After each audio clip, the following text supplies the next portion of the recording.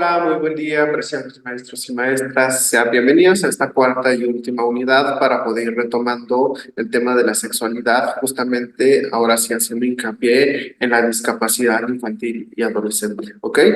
La educación de la sexualidad como parte importante y lo que hemos visto ahora en las niñas, los niños y los jóvenes con discapacidad constituye pues prácticamente un acompañamiento que no está tan profundizado dentro de la función de los programas de educación sexual y en los modelos de la inclusión también es muy importante que nosotras y nosotros podamos ir regulando y acompañando a esta población.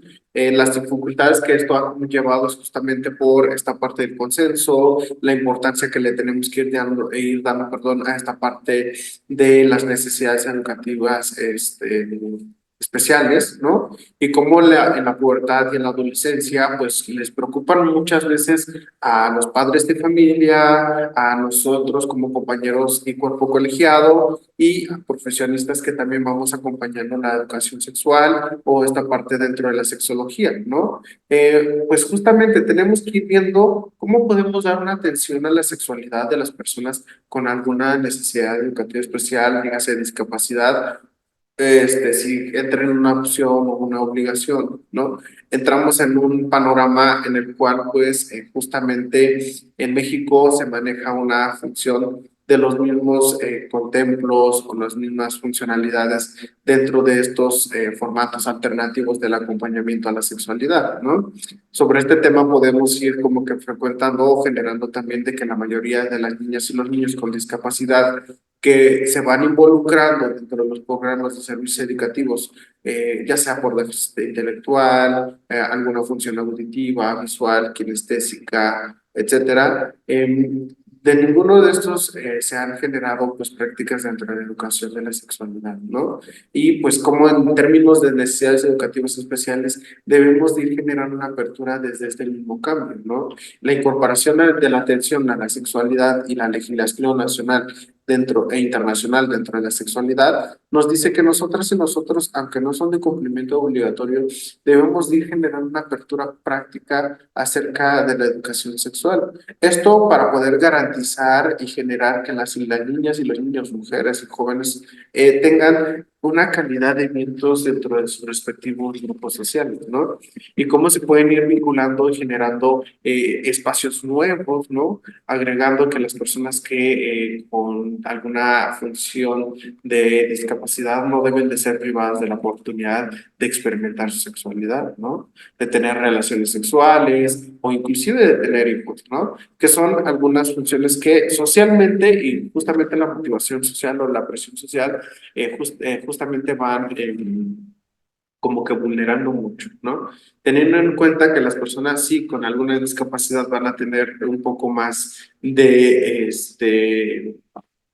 dificultades, de inconvenientes y demás, pero eso no exime a que no puedan cumplir con el rol de cuidadores, con el rol de ser responsables sexualmente y cómo puedan ir generando también inclusive una promoción desde el establecimiento hacia esta parte de los servicios educativos, ¿no? En los estados que pueden ir promoviendo estas partes dentro de las medidas educativas dentro de la sexualidad, nos dicen que justamente dentro del término de las necesidades educativas se necesitan estar plenamente informadas acerca de la sexualidad y cómo justamente esto ayuda a frenar el abuso sexual infantil. Lo comentaba, creo que en la cápsula número 2, cómo desde esta parte de la anatomía, de nuestra higiene, de nuestro cuidado personal, prevenimos esta parte del abuso sexual, ¿no? Entonces, acá generamos que en México la inclusión de las personas con alguna discapacidad está pues muy reforzada para que dentro de esta convención, dentro de los derechos humanos, se pueda generar un panorama diferente, ¿no? Dentro de esta parte, entonces vamos viendo cómo la educación sexual dentro de las necesidades educativas especiales o dentro del término de la discapacidad nos van dando potencia acerca de lo que podemos ir generando, ¿no? Quitar las barreras, las restricciones dentro de la función a la participación de la sexualidad, generar potencia, existencialismo desde esta práctica y consenso sexual. Es uno de los temas más importantes en la actualidad y que justamente debemos de ir procesando, adquiriendo desde la didáctica, ¿no? Dentro de la función de todo esto, pues podemos ir viendo que la sexualidad puede ser física, que en donde el cual se manifiesta con el individuo, pero también puede ser mental, ¿no? En donde las funciones psíquicas se van generando desde una estimulación y hay factores sexuales sociales, en el cual los factores ambientales, la organización familiar o comunitaria, también dan una parte dentro de una construcción, ¿no?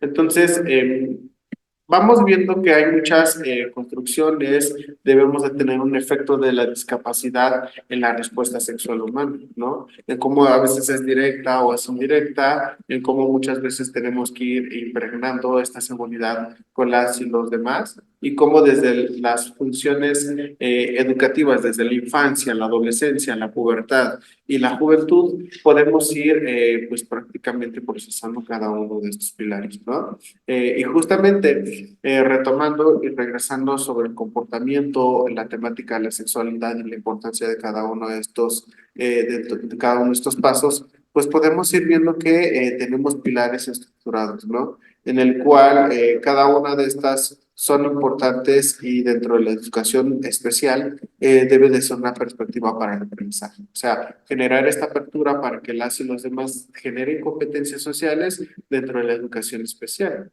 Y justamente dentro de los componentes básicos podemos ir viendo cómo procesar las características dentro del acompañamiento desde el autocuidado, que justamente desde el ESI se enseña la anatomía y la fisiología, reconocer el cuerpo, nombrarlo y conceptualizarlo, ¿no? Desde el componente 3 del empoderamiento y el autoestima, estar seguras de nosotras, nosotros mismos y de esto generar una apertura de aceptación aparte de lo que tenemos en nuestro mundo exterior y social, de las relaciones justamente desde el componente 4 que es esta parte de las relaciones sociales y cómo también son muy importantes para poder ir potencializar las habilidades y virtudes dentro del tema de la sexualidad y las construcciones metodológicas de la sexualidad justamente social. Y el componente 3 las habilidades sociales, cómo nosotras y nosotros, pues desde este punto generamos apertura, generamos cambios, ¿ok? Y cómo desde estos 5 componentes se puede ir educando dentro de la sexualidad, se puede ir generando apertura desde la discapacidad, desde el tema de las necesidades educativas especiales y cómo si nosotras y nosotros hacemos hincapié, le damos importancia y le damos perseverancia a esto, vamos unificando y generando cambios significativamente importantes. ¿Ok? En conclusión, pues la sexualidad en niños, niñas, jóvenes con necesidades educativas especiales es un tema muy importante, debemos de poner mucho ojo y atención sobre ello y más allá de eso, si a nosotros se nos dificulta, y se nos dificulta acompañarnos y ser responsables dentro de estos 5 componentes con nosotros y nosotras, ahora cómo podríamos acompañar desde ese mundo tan hermoso que tienen también algunas personas con algún tema de discapacidad o de necesidad. ¿Ok?